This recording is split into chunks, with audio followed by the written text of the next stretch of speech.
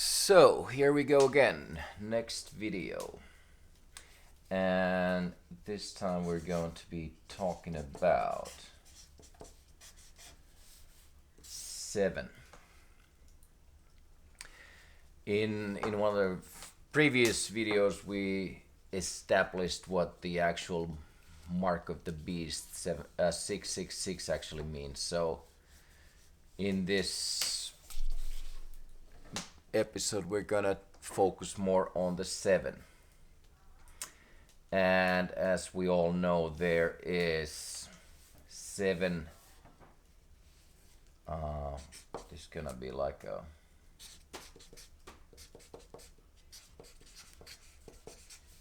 7 chakras. Just to visualize the chakra system, let's draw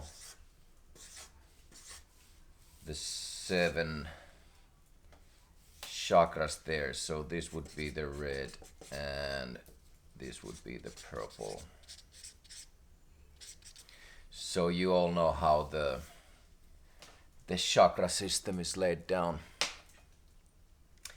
And this would be your survival. And okay, so what the chakras actually are? They are just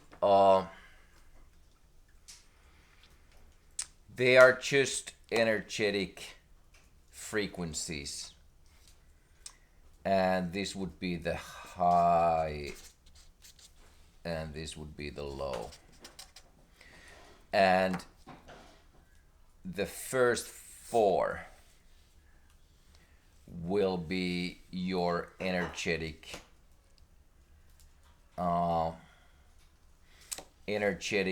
levels in the physical. So these 4 would be your physical energetic levels, and above that, the higher the frequency gets. We're gonna do another video on vibration and frequencies, but and how those actually work and what they are and how you can manipulate or you use that consciously. But so the first 4 would be your physical experience. Here you're going more to the spirit, back to spirit. And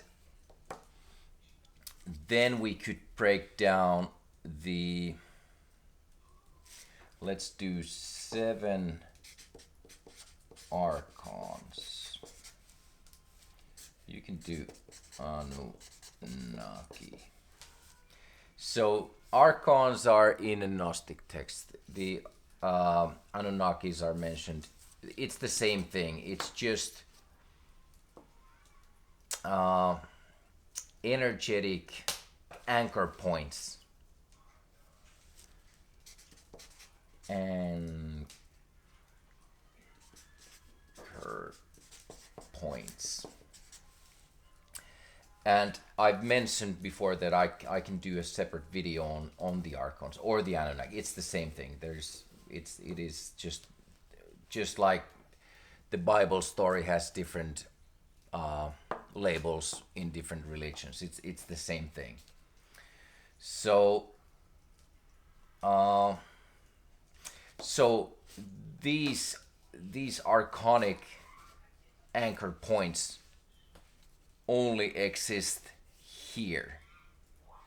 Past this line, there is no archonic energetic points. These only, and we could we can do separate 7 points here as well. So that's 6, 7, and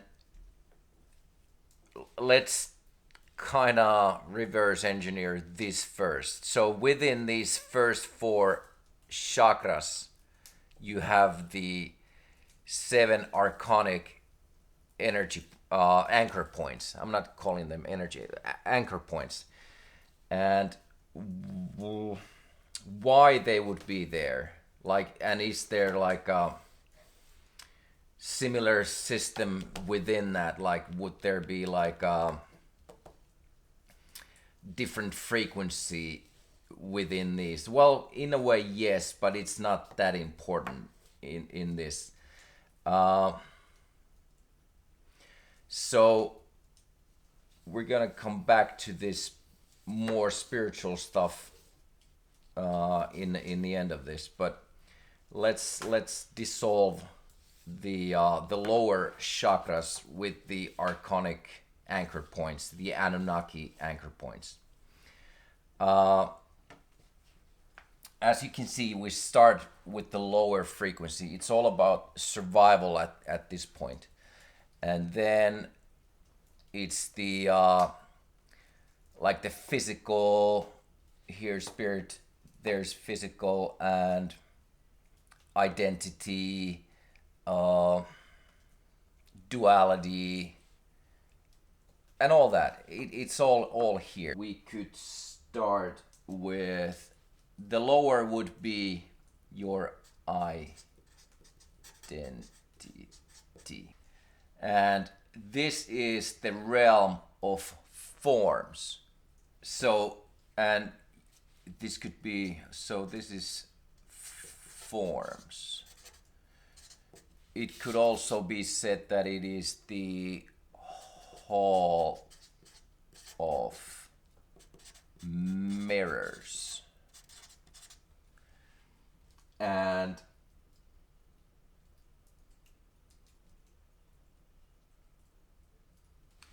this identity would be the mask of covering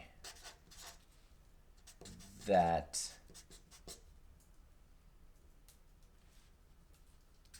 what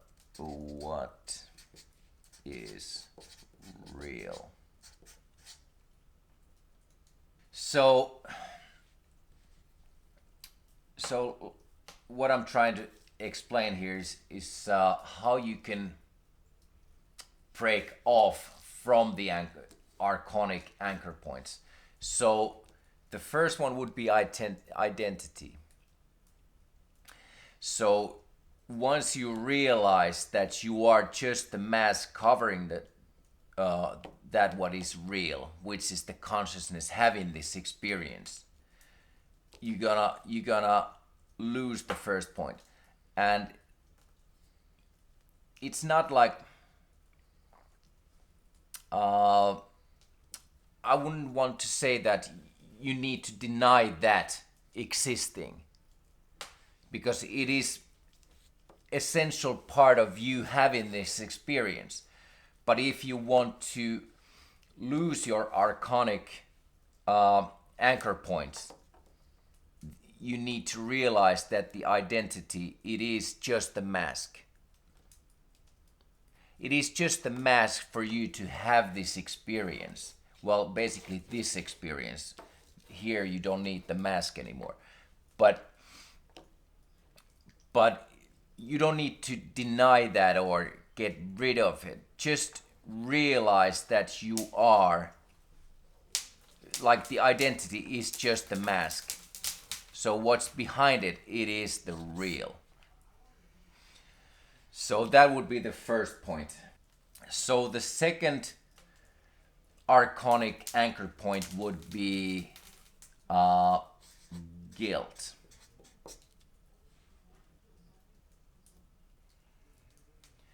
And before, now that I remember, you can call the seven anchor points the seven heavens. Let's write that down there. These would be the seven heavens. So the seven heavens they are just the same thing, but the first heaven is the identity. So is the first heaven real? No. Now we're moved to guilt, the second heaven. So this would be first, second, third, fourth, fifth, sixth, and seventh. So now we'll move to guilt. The guilt is the prosecutor. Let's use prosecutor.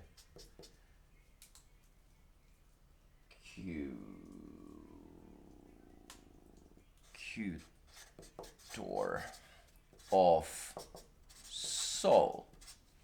So the guilt is the prosecutor of soul. So the guilt kind of tests whether I should have put a bit more spacing in between, but so the guilt kind of tests whether you still believe you must suffer to become worthy. So guilt is, let's use another one, 7 mirrors. It's the same thing. It's the same thing.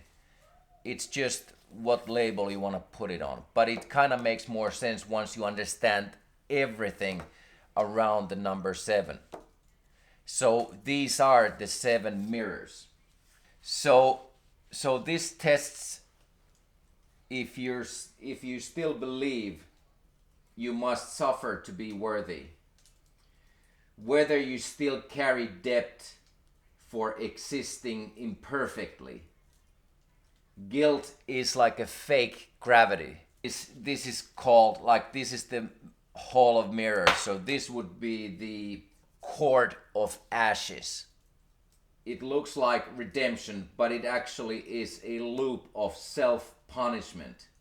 Guilty soul can be controlled. And the way out from this archonic anchor point is forgiveness. So way out would be forgiveness.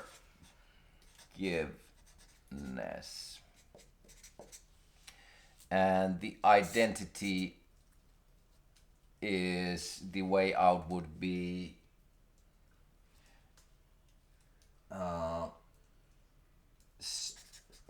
stop identifying with the mask. Okay, so now of the 7 energy points, we have kind of gone through 2 already. So identity and guilt. 7 heavens, 7 mirrors. These are the mirrors. These are the 7 heavens. And I guess at this point you already have the understanding that these 7 heavens are not the real. These are just the anchor points, the archonic anchor points. So let's move on to the third one, and this would be cravings. Well, yeah, the same thing. So in the 7 heavens, this will test if your longing is still owned by the world below, like whether pleasure, approval, power, romance, or accomplishment can still steer you in your like if those external things can still steer your inner compass. So souls get caught here because craving or cravings can imitate love, it's kind of like that carrot on a stick thing. Like you kind of need to chase that something because you don't feel whole. So that's where the accomplishments, love, all that comes into play. Like, and it's just like an imaginary void that you're trying to fill with your chase, basically. So this would be called the the garden of the endless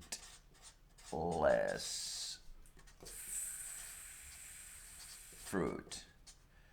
The garden of the endless fruit. Like every tree always promises the completion, but none deliver it. Craving is wanting.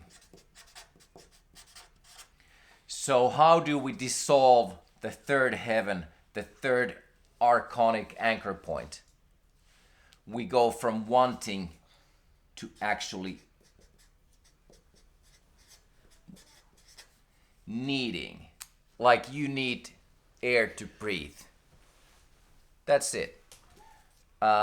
You don't want to have more air because you just need air for that breath.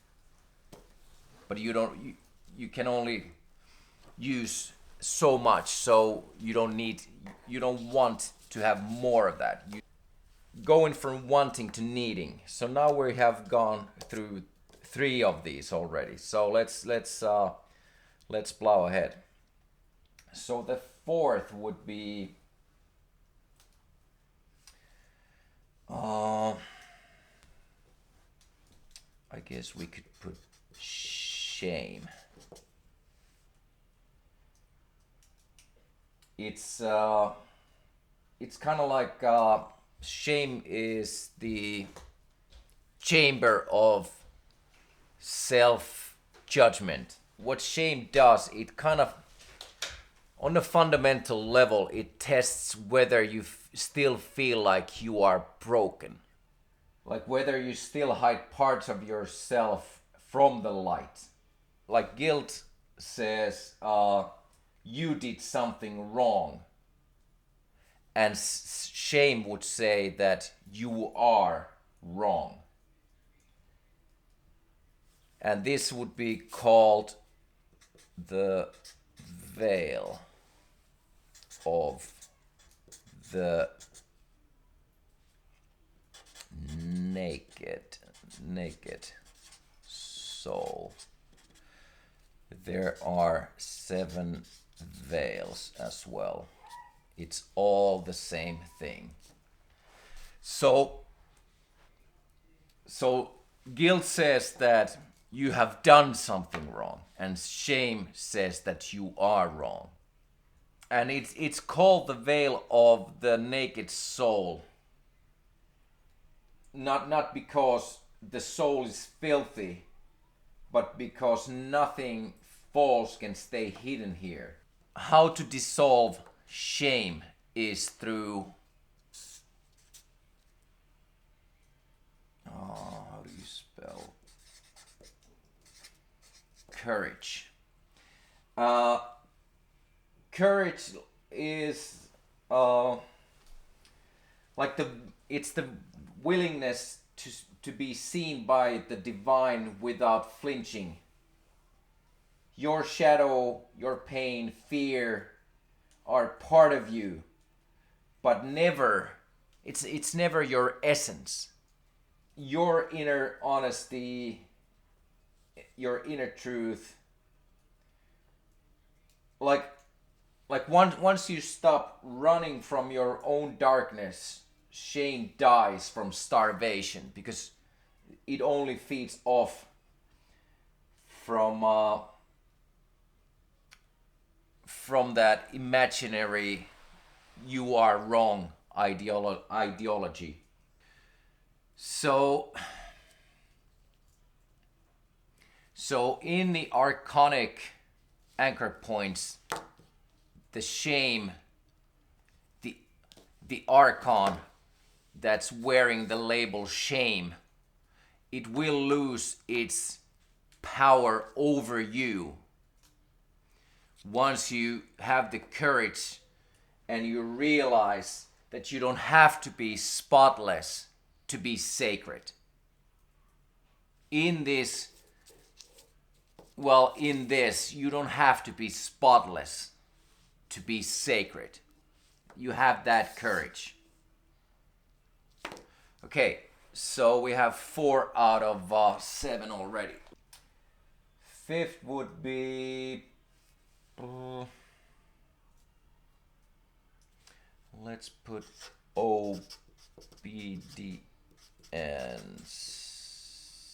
obedience. And like that would be the 5th heaven, the 5th mirror, the 5th veil. It doesn't matter. I'm sure you all have heard these terms and these terms before, but we are talking about the same thing. But I just want to demonstrate that the 7 chakras are not the 7 archonic anchor points. The archonics, this doesn't exist here, and I'm gonna show you why. But so the 5th heaven, the 5th mirror, the 5th veil is obedience. And this tests whether you still yield your inner sovereignty to an outer voice. Not only material authority, but spiritual authority masquerading as divine will.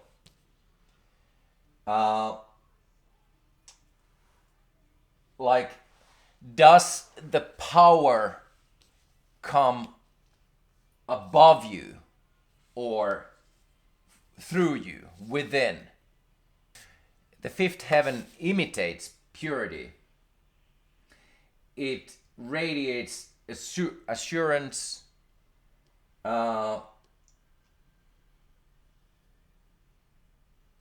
and it offers protection.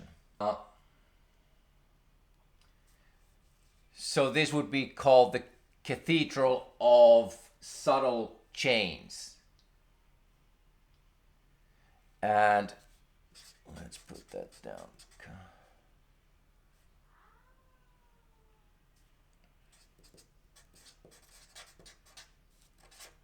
Of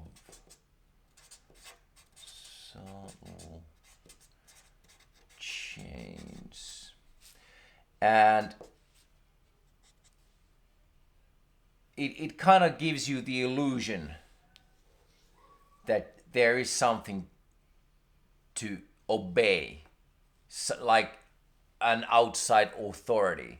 How to dissolve this would be like direct knowing. Let's put that knowing. And what I mean by that is it's not like rebellion, not egoistic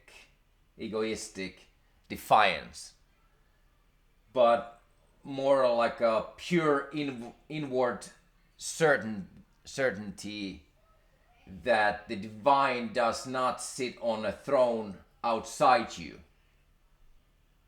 The soul always rejects intermediaries, fear-based authority, any hierarchical entity that demands silence from the inner spark, like recognizing that the voice of God has always spoke from within. Like choose truth over belonging. Choose intuition. Divine doesn't require obedience or followers. Are you still obeying out of fear instead of love? And once you know that you are coming from within, from the infinite, from the unconditional love, you go from thinking to knowing. You just know that uh, everything comes from within. So that's the fifth archonic. That's one of the mirrors. That's one of the heavens. That's one of the veils. So the sixth would be, well, I guess, yeah, Des- despair. So in a world where we see so much suffering and desperation, it's just the pair. You could change the E from to I. It's despair. It's the how you have despaired yourself from the source. And this is like the skeleton of cosmos, basically. And the old meanings don't mean, they just don't work here. And this archonic anchor point, it tests whether you can stand in the void without collapsing into the hopelessness, like whether you can endure emptiness without inventing a false god to fill that with, like, yeah. So basically, yeah, it's just testing you whether you can sit in silence in that void uh, without trying to fill that with an imaginary god or something else, whatever the void. You just see that, you see through that, basically.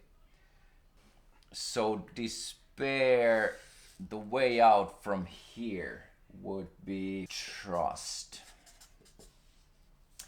And trust in what? The unseen, unspoken,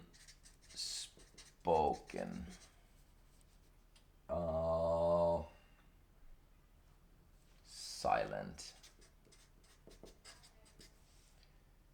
You just trust that silence is not the punishment, basically. The womb of that what is real. The silence is the womb of that what is real. And the big thing about the silence, just like in the musical notes, just like the pauses in between poems, the silence is always the quiet before the revelation. So that's from despair to trust. The soul discovers that the divine is closest when it feels the most absent, choosing presence over distraction. Face your fears, face your pains, face the uncomfortable. That's what despair is. And that's where you, once you've faced all that, you trust the unseen, the unspoken, the silent.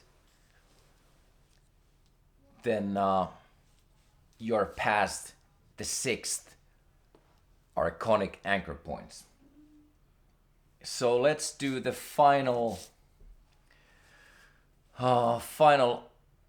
heaven, final archonic anchor point. And this would be, let's forget fullness. Yes. This is not governed by darkness. Like, you could say that here's light, here's darkness. And like up to this point, these have been governed by darkness. But this is not governed by darkness anymore. This is governed by brilliance. This is all about lifting that final veil. And it's all about remembering, going back to the remembrance. Why the darkness is still here and it starts to dissolve here is because your soul, like imagine everything being just white, illuminated, and like could your soul see the true light if everything is already illuminated? That's why the darkness has to be there, for your soul to identify the true light. This is kind of like the last deception before you get across this threshold. And this would be called the heaven of golden sleep. Sorry, I'm running out of paper here. But it's the heaven of the golden sleep. And this kind of gives you the final illusion. Like, you know, it's already becoming, everything is illuminated. So seeing that true light once everything is illuminated is, it kind of gives you that last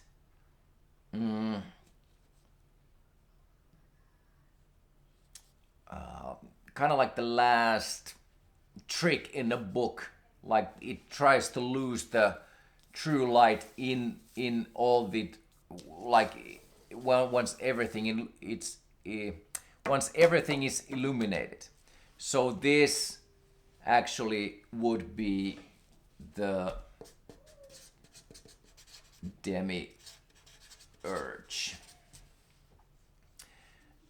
This is just trying to be as close to this so that you don't see your true light anymore. You kind of, this feels, it's the golden sleep because it feels like now you've come from the darkness into the seventh heaven. But like I said, none of these are real. It's not the real heaven. And so the way out from here is,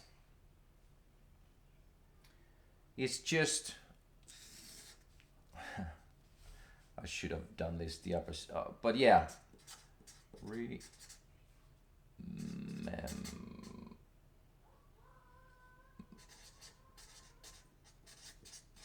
remembrance.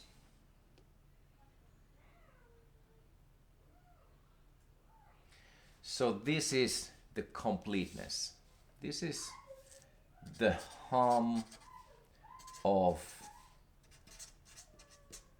pleroma. And this is the final so-called deception is just like trying to keep you still stuck in that illusion. But if you've gone through all that, you go back to the remembrance, you go back to the hum of pleroma, you go past the threshold of the lower chakras, and now you are here. Let's talk more about what the archons are, what the Anunnaki is, what anchor points, what is this? So based on my previous videos, I guess it's kind of clear that it's just the consciousness having this experience. And then we are talking about archons or the Anunnaki or some energetic being, entity, whatever, that has like a stronghold over our existence, our experience. So, what are the archons or the demiurge? Demiurge is, like I said, it's the final boss before you cross the threshold. And so the archons are, if you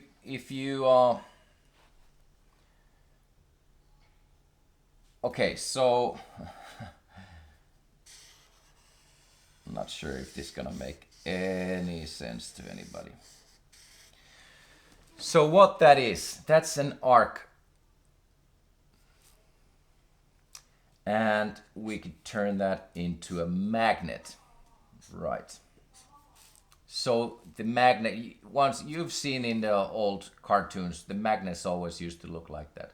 So it's an arc with the polarities.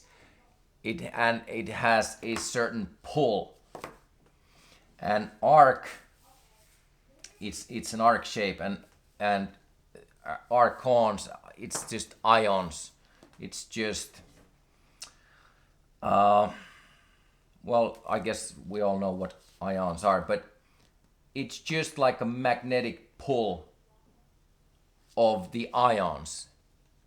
How can there be archons or Anunnakis or anything in our experience having that pull of like energetic pull?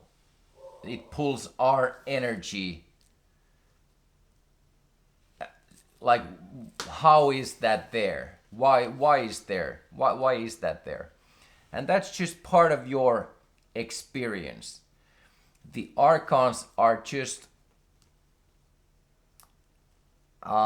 energetic checkpoints, anchor points, but checkpoints on your experience. And the reasons why they are here, they are kind of the same for every experience, but every experience has that individual experience. but like how we see everything only through our own eyes, only through our own heart. So it's just a energetic pull to your traumas, to your survival, to your identity, to your guilt, to your cravings, to your shame, to your obedience, to your despair, and to your forgetfulness. It is that magnetic pull, because we're electromagnetic beings having this experience. So these are just your own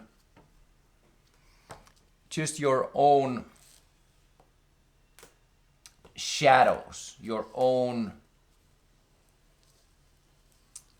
traumas that you haven't faced. These are not real, and these are very real. Like, the up to this point, they are very, very, very real, and they can have the worst kind of possible energetic pull to that arc magnet thing. Once you've gone through this to here, you see that none of this was real. Not even the demiurge. Demiurge was just the final boss that you just had to dissolve by remembering. But up to this point, all this is very, very real, and it shows up in all these different shapes: survival, identity, guilt, craving, shame, obedience, despair, forgetfulness. But it's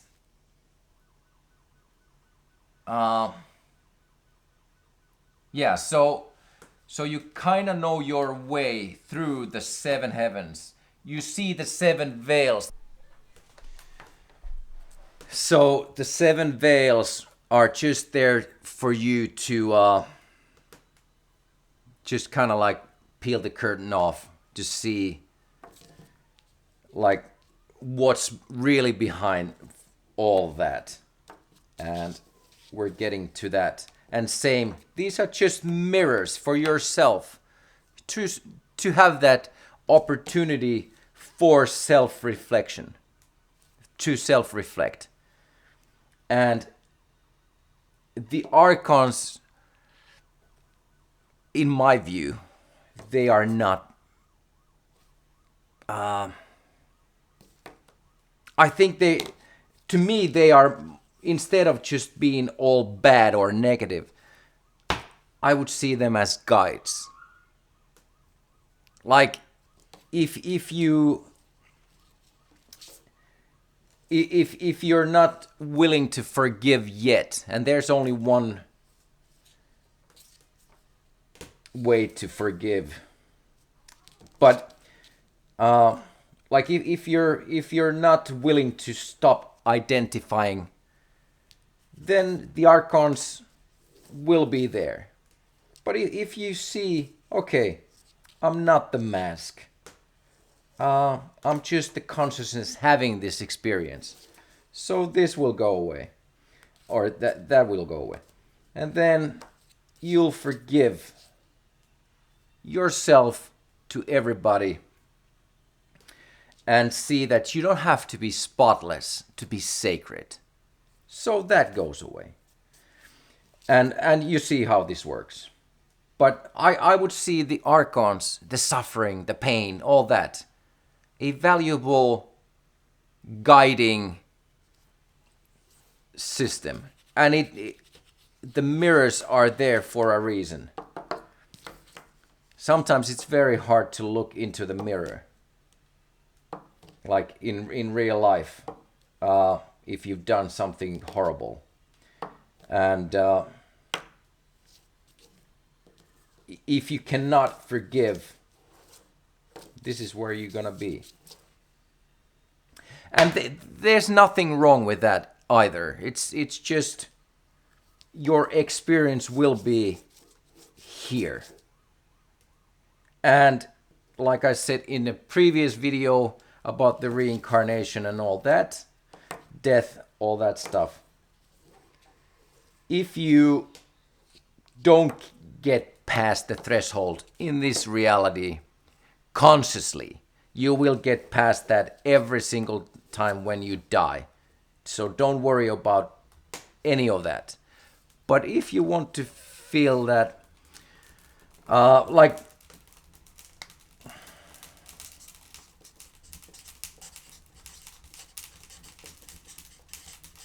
here we have separation. We start from here and we go back to oneness. But let's say you die before you go past the threshold. You still go back to oneness. You don't have anything to lose here. You only have so much to gain. And whatever you experience here, it all goes back to the consciousness. It is the consciousness having that experience through your eyes, through you. So these would be the archonic anchor points. Very real here. After this, you see that they were not real. Just as your own identity is not real. So you're the only one giving these the identity. These are your anchor points that you have giving the persona, the form, the identity, all that. Once you dissolve all that, it goes away. And you see that it wasn't real.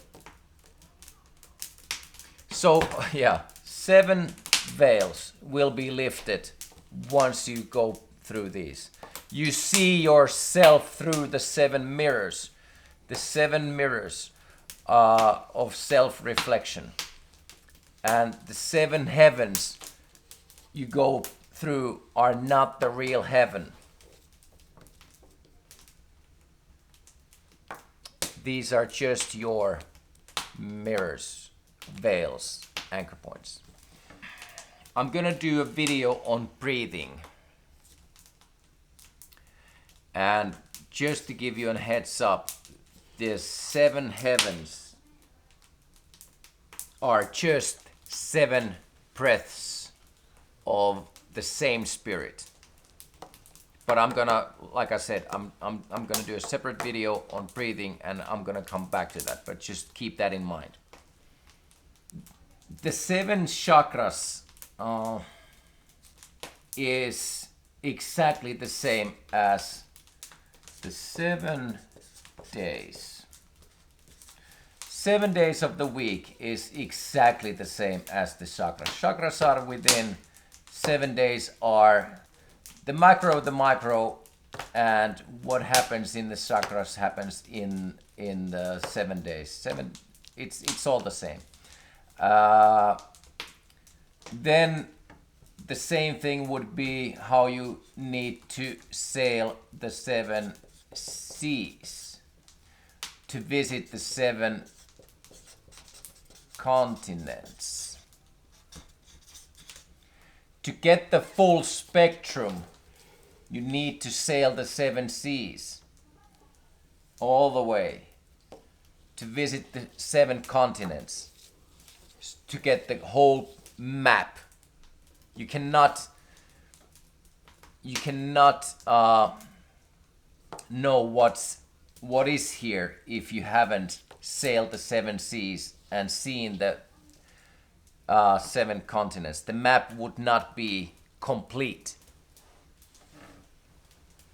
These, what we just spoke about, on the right side we have the 7 deadly sins, and on this side we have 7 virtues. This completes this. This completes this. There would not be 7 deadly sins without the 7 virtues. And it's all in this chakra system. It's all in this. I wouldn't even call it the chakra system, but I'm just using that term because everybody is aware of what that actually is or what it stands for. But it's just your full spectrum of vibration.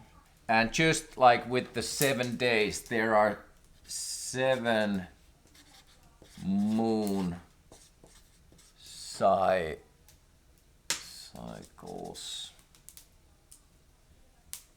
It's all as within, so without. What you see in the night sky happens during your daily week within your chakra system.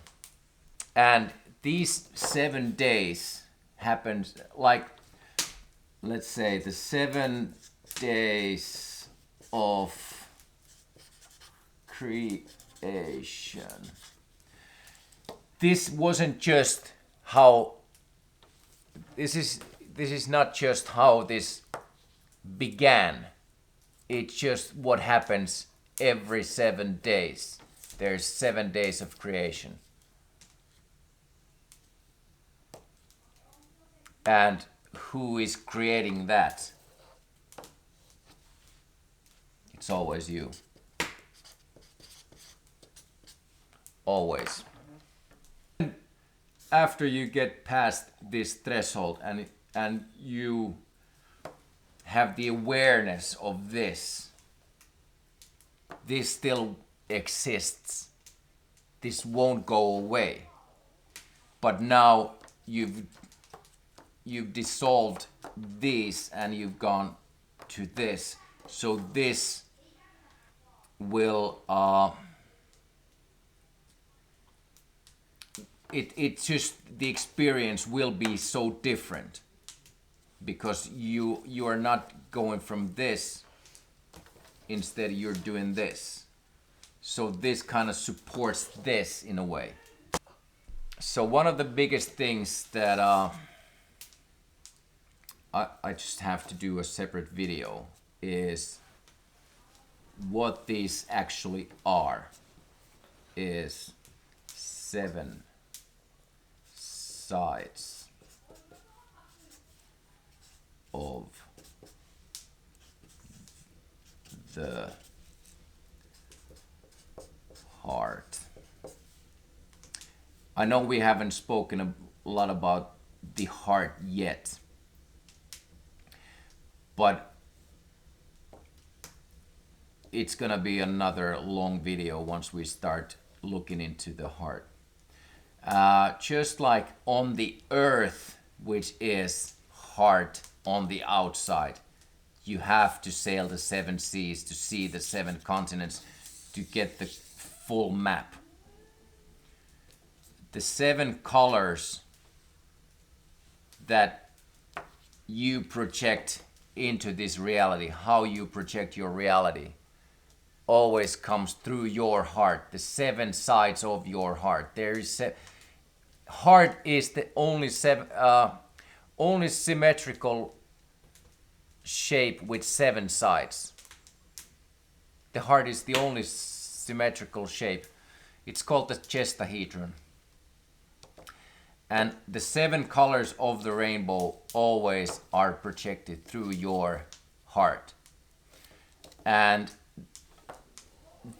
this is where it comes out. And this is how it comes out. It can come out like that or that. And once your heart vibrates, it always creates a bell shape. Like that, if you see the heart just like what the heart is, it's a vortex. But if you just look at it as a symmetrical or 7-sided object and it starts to vibrate, that vibration creates a bell shape. That's why there used to be bells everywhere, because they knew this was a thing. This is a bell. And your heart is the bell of the infinite, vibrating, projecting. And what it projects comes out here through your chakras, through your being, through your living, through your life. This is actually a thing. It is exactly like a bell. And all the bells in the world that had been taken out, there was a reason for that. But so the 7 sides of the heart is the 7 chakras. How you vibrate here is how you operate here. If there's more fear, doubt, lack, you're gonna be here. The higher the frequency of your heart, you're gonna be closer to here. And your heart vibration is what lifts your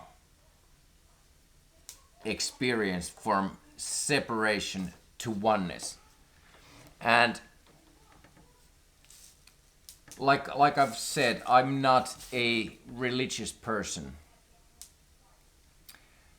But what Jesus actually means, Jesus is let's just put Joshua. In Hebrew, Jesus in Joshua, in Hebrew is Joshua, and Joshua means the manifestation of God. So Jesus actually, what it just means is a manifestation of God. The infinite rings the bell through you, manifests through you. And how you manifest is up to you at all times. You can your vibration can be as low as you want, or unconsciously you don't want, but you're still here because you haven't gone past the threshold.